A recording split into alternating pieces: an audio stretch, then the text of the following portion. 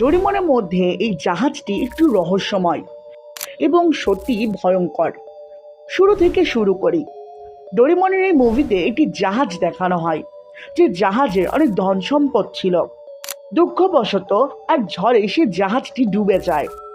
কিছু বছর পর বারমুডা ট্রায়াঙ্গেল নামে এক সমুদ্রের জায়গায় জাহাজটিকে খুঁজে বের করা হয়, এবং পরদিন ওই জায়গায় যখন জাহাজটিকে তোলার জন্য সবাই এলো, তখন আশ্চর্যভাবে জাহাজটি ওখানে ছিল না। এখন এই ঘটনার পরে যখন একটি সাধারণ জাহাজ সেই বারমুডা ট্রায়াঙ্গেলের পথ দিয়ে যাচ্ছিল, তখন তাদের দিকে একটি জাহাজ অনেক স্পিডে আসতে দেখা যায়।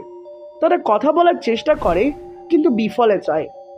পরে ক্যাপ্টেন এবং ক্রু মেম্বাররা দেখে এটা তো সেই জাহাজ যে ডুবে গিয়েছিল। এগুলো ঘটনা হওয়ার পরে ডোরেমন নোবিতার বন্ধুরা সেই একই জাহাজ দেখে এবং অনেক কিছু এক্সপ্লোর করে। তবে মুভির শেষ হতে হতে এই জাহাজকে আর দেখানো হয়নি, আর জাহাজটির রহস্যই থেকে যায়।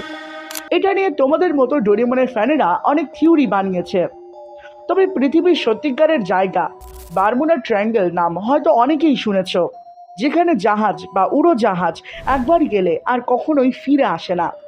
আমার মনে হয় সত্যিকারের এই দৃশ্যটাকে তুলে ধরেছে এই সিনেমার মাধ্যমে।